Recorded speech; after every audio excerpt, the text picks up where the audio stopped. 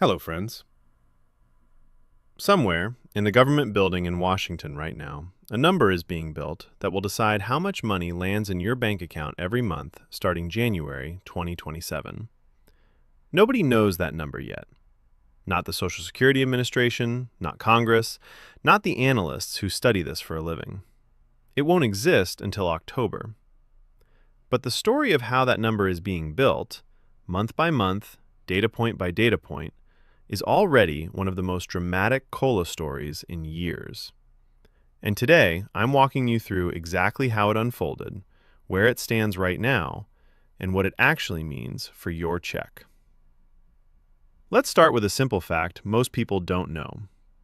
The Social Security cost of living adjustment isn't decided by a committee sitting around a table. It's calculated by a formula using inflation data from exactly 3 months of the year: July, August, and September, compared against the same 3 months the year before. Whatever that percentage difference is, that's your raise. Not a vote, not a negotiation. A formula running quietly in the background that won't finish its calculation until autumn. Before we go further, subscribe and turn on notifications, because this number is going to move at least 2 more times before October, and I'll be tracking every shift the moment it happens. Let's get into the story. Where this started. A quiet, unremarkable prediction. Early in the year, the outlook for 2027 looked almost boring. Some analysts were projecting a COLA that would simply mirror 2026's 2.8% increase, which itself had already been criticized by retiree advocacy groups as too small to keep up with real-world costs. Nobody was expecting fireworks. Then the data started shifting, one inflation report at a time. April, the first sign something was changing. By April, one of the 2 major independent voices in this space, policy analyst Mary Johnson, had moved her 2027 forecast up to 4.2%, driven by what she described as sharply rising gasoline, energy, and fresh produce prices. At the same time, a separate nonpartisan advocacy group, the Senior Citizens League, raised its own estimate from 2.8% to 3.9% in the same window, a jump both groups themselves flagged as unusually fast for this early in the year. May, the gap begins to open. By May, the Consumer Price Index for urban wage earners and clerical workers, the exact index Social Security uses for its formula, had risen 4.4% year over year, its highest reading in 3 years.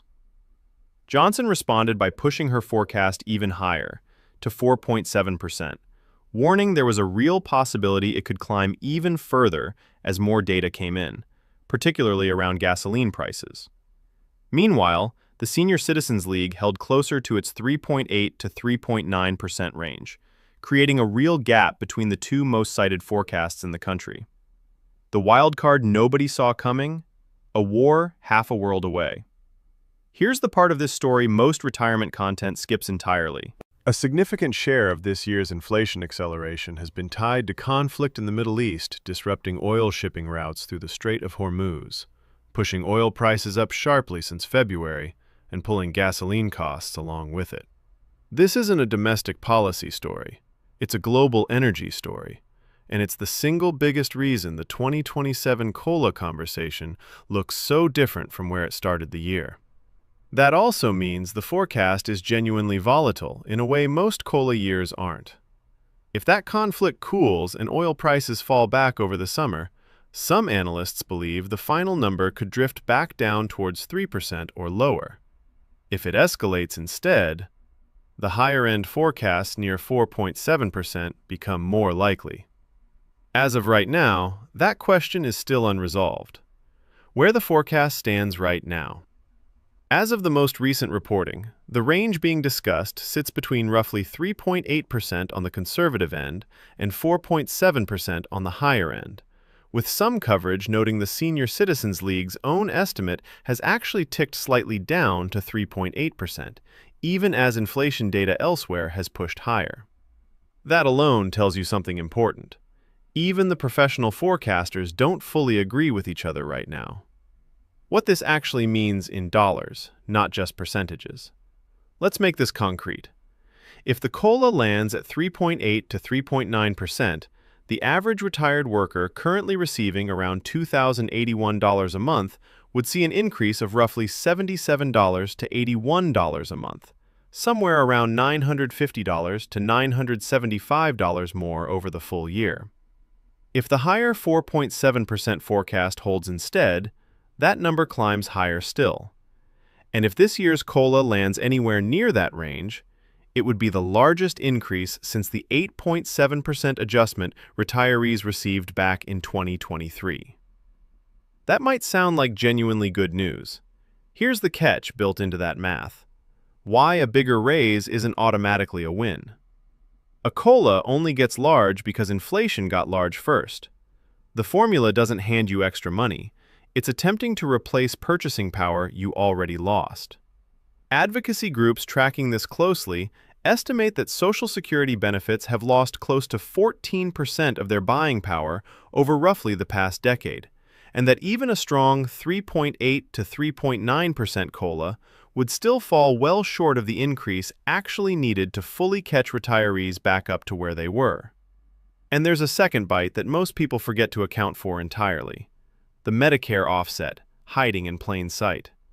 Most retirees have their Medicare Part B premium deducted automatically from their Social Security check before it ever reaches their bank account. Medicare premiums already rose nearly 10% heading into 2026, and another meaningful increase is expected again heading into 2027. That means whatever the COLA number turns out to be in October, you need a second number, the Medicare premium increase, to know what you're actually taking home. What history says about trusting an early forecast. If this feels like déjà vu, that's because it is. Earlier forecasts for 2026's COLA also swung significantly over the course of the year before settling at a final 2.8%, lower than several mid-year predictions had suggested. The lesson isn't that these forecasts are worthless. It's that they're a moving snapshot, not a locked-in number, and the only one that matters is the one announced in October, the calendar that actually decides this. Here's the exact mechanism worth understanding, because it explains why nobody can rush this. The Bureau of Labor Statistics releases inflation data monthly. The Social Security Administration doesn't touch its formula until it has the complete July, August, and September readings in hand. Those 3 months get averaged and compared against the same 3 months from the previous year. Whatever percentage that comparison produces becomes the official COLA, typically announced in mid-October and applied starting with the January 2027 payment. What actually happens between now and the October announcement? Over the next several months, expect the forecast to move at least twice more. Once when June and July inflation data are released, and once when the final third quarter figures are locked in. Watch specifically for gasoline and energy prices in those reports, since they've been the single largest driver pushing this year's estimates around. What retirees and near retirees should actually do right now. None of this means sit and wait passively. If you're currently collecting benefits, build your near-term budget around the current confirmed number, not the projected one. If you're close to claiming benefits, understand that the COLA you eventually receive depends on when you claim, not just what year it is. And pay closer attention to your actual grocery, gasoline, and utility costs over the summer than to any single forecast headline. Your personal inflation rate is very likely different from the national average driving these predictions. The bottom line heading into October. 2 respected forecasters are looking at the same economy and arriving at meaningfully different numbers, one closer to 3.8%, one as high as 4.7%. And the honest answer is that neither of them knows for certain yet, because the data that decides this hasn't finished happening. What we do know is this is shaping up to be one of the largest COLA increases in years, and the true number retirees should care about isn't the percentage at all. It's the dollar amount left over after Medicare takes its share. Subscribe now so you get the update the moment July and August inflation data shifts this forecast again, and definitely the moment the official number drops in October. Share this with anyone you know who's retired or close to it. I'll see you in the next one.